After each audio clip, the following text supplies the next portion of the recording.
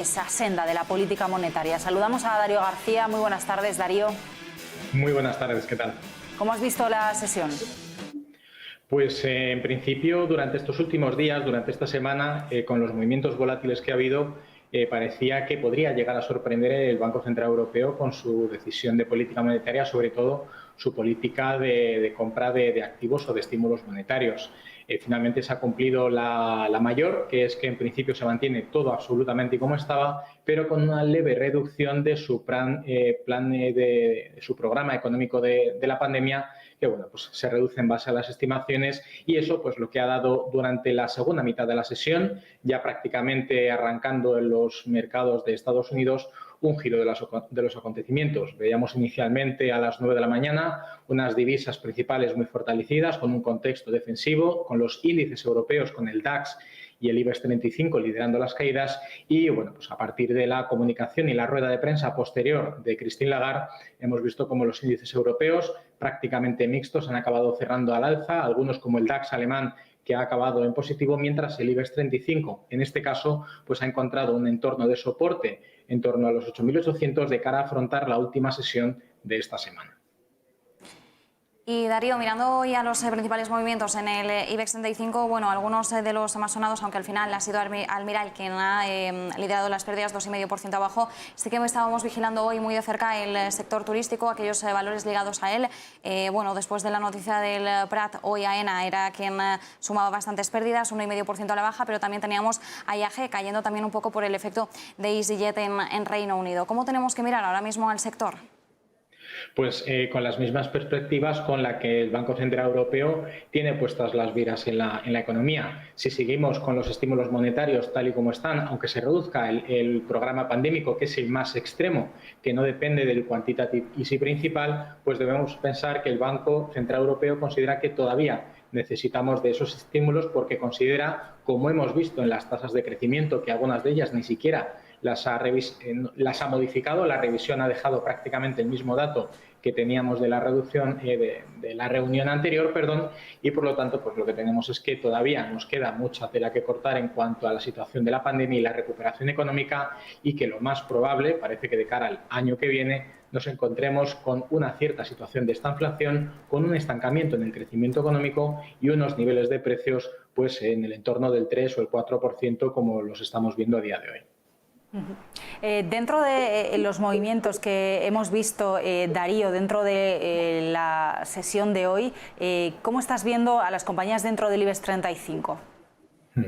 Pues lógicamente aquellas vinculadas al ciclo económico, con estas perspectivas de que todavía nos queda mucho terreno por delante, pues el contexto es negativo, pero con esa perspectiva de crecimiento. Es decir, recordemos que el año 2021 es un año de transición en búsqueda de la recuperación, y algunos se atreven a decir en principio que de cara a finales del año 2022 deberíamos entrar o encontrarnos en una situación de recuperación completa, mientras aquellos mucho más vinculados a sectores defensivos, como los sectores estratégicos de la economía española, pues sí que tienen cierta fortaleza, pero en el contexto actual deberíamos pensar que el signo mixto es lo que está generando la mayor de las incertidumbres dentro del mercado europeo, y que el IBEX 35, como viene siendo habitual en contextos negativos o de perspectivas negativas, suele ser el selectivo que más cae de media comparándolo con el resto de mercados, y cuando las cosas van bien o hay perspectivas muy positivas, su sensibilidad también aumenta positivamente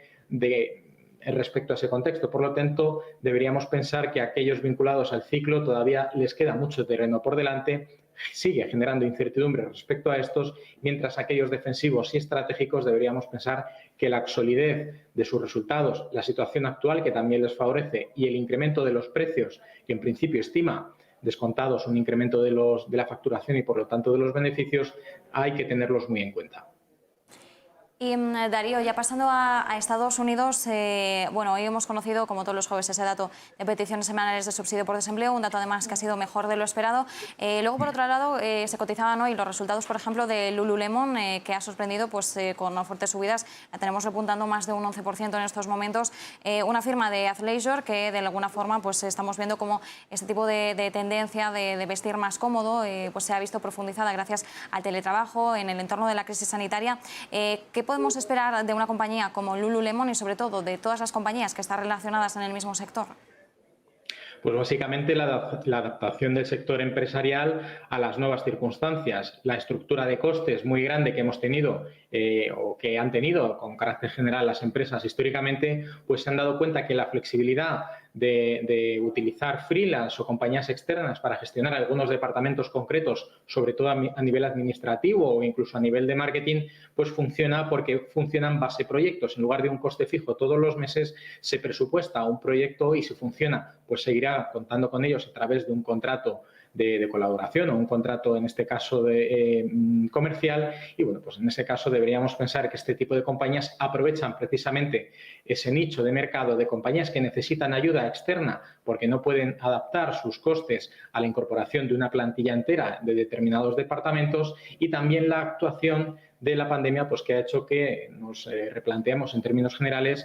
cómo deben funcionar las empresas y cómo el teletrabajo probablemente forme parte de nuestro día a día cotidiano, ¿no? Entonces, aparte de eso, bueno, pues los mercados americanos también han estado comportándose en línea con el sesgo defensivo que teníamos hoy, aunque las perspectivas ya estarán puestas de cara a las próximas semanas con los próximos datos macroeconómicos. Aunque las solicitudes de prestación por desempleo, como comentábamos al principio, hayan batido las expectativas con un menor importe o un menor número de solicitudes del que se estimaba para esta semana.